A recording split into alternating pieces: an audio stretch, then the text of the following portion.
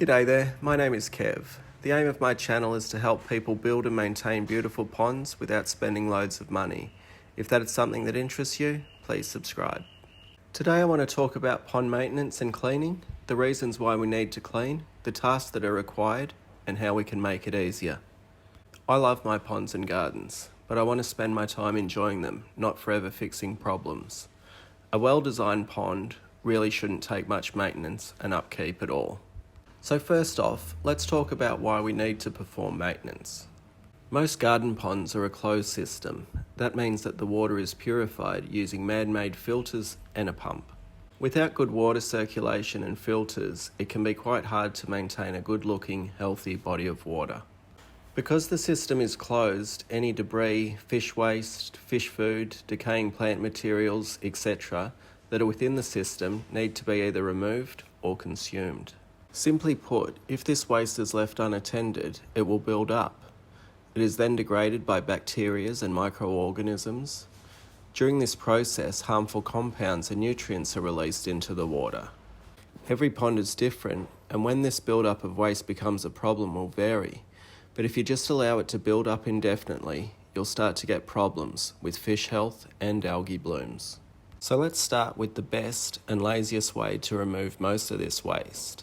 That is to capture it before it sinks. I personally think one of the best ways to do this is to install or create a skimmer for the pond. There are a few options when it comes to adding a skimmer. There are skimmers that can sit inside the pond, skimmers that can sit outside the pond, or you can make your own like me. For a small to medium-sized pond, you can use something as simple as a bucket, and for a large pond, creating an intake bay is a cheap and easy option. The skimmer or intake bay work by using the draw of water into the pump to create tension on the water that will pull any surface debris into the skimmer. The pump sits inside or is connected directly to the skimmer. Because the pump is running continuously, this means that 24 hours a day you have an invisible sweeper plonking all that debris that is lighter than water into your skimmer or intake bay. From this point, it is easily removed by you. This is usually a once a week job, sometimes more often in autumn when the leaves are dropping. This task will take less than 5 minutes. By preventing all that debris from sinking to the bottom of the pond to decay, you've reduced how often you'll actually need to manually net or vacuum the pond. If your pond is really small and you can easily reach all the areas with a small net, a skimmer isn't really necessary. Just try and make it a habit to net out any accumulated waste once a week. The next thing that will make your pond maintenance easier is passing the water through a well-designed filter.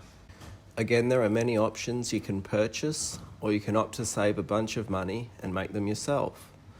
Once you understand what a pond filter is supposed to accomplish, building your own is pretty straightforward. I always say a good pond filter needs to do 3 things. 1. Capture or remove solid materials.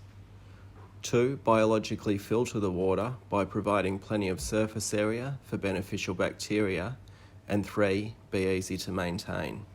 Let me talk a little bit about all 3.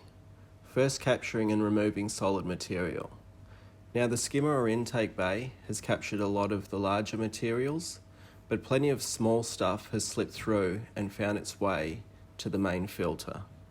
Any pond filter that you buy off the shelf is going to have sponges to capture this fine material. The next thing the filter needs is to provide home for beneficial bacteria. As waste breaks down or fish breathe, ammonia is produced. This is a problem because ammonia is poisonous to fish and it's also a food for plants. Ammonia in the water will lead to a green pond as tiny single-cell algae grow to consume it. Anyway, without getting too bogged down in the detail, the beneficial bacteria I mentioned can convert ammonia into nitrite and then nitrate, which is less harmful.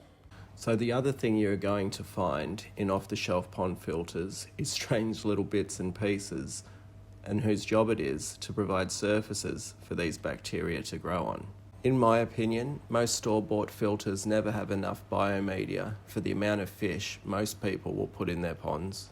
The amount of maintenance these types of filters will require varies greatly, but they'll all need to be periodically cleaned and flushed out to prevent clogging.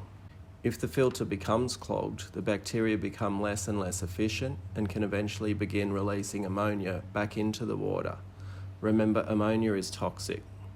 And that's why my third point about the filter needing to be easily maintained is so important. If you can't clean it easily, you just won't clean it.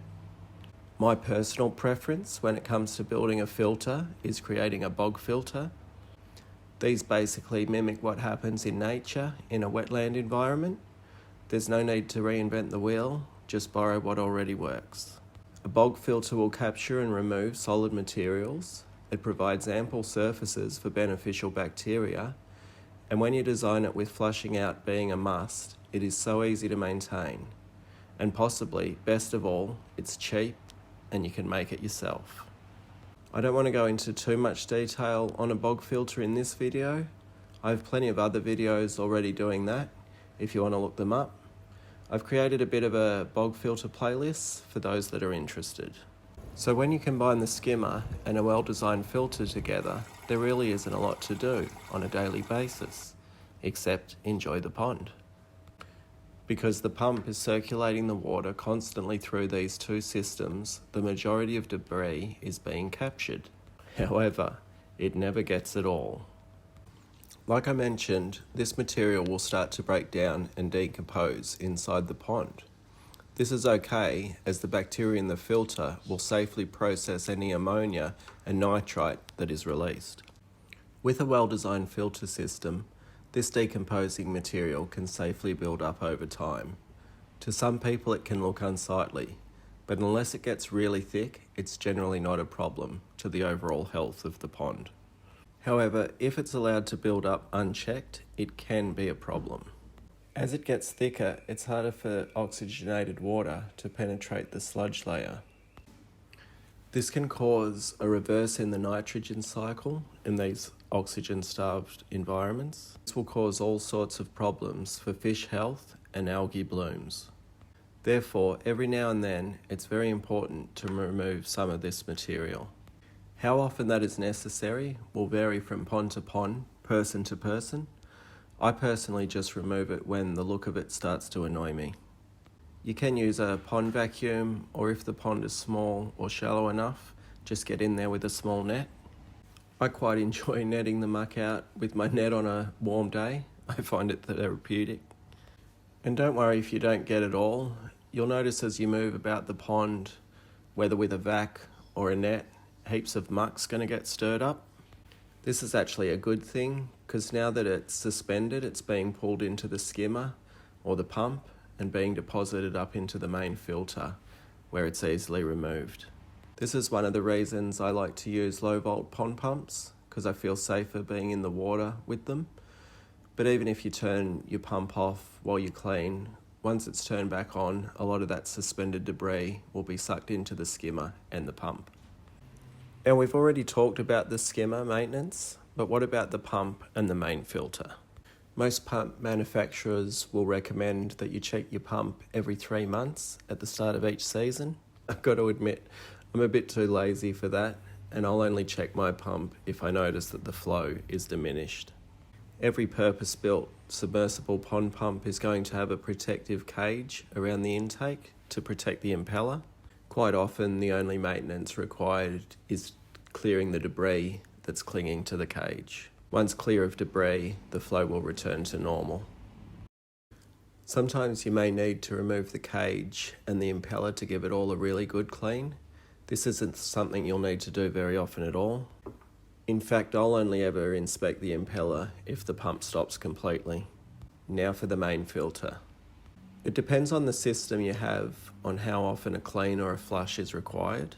Most canister style filters will need a flush out once a week, at least once a month.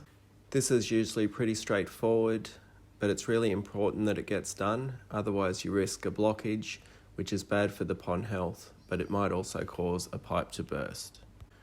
Waterfall filters like Aquascape's biofalls or similar, usually once or twice a year, provided the pond isn't overstocked.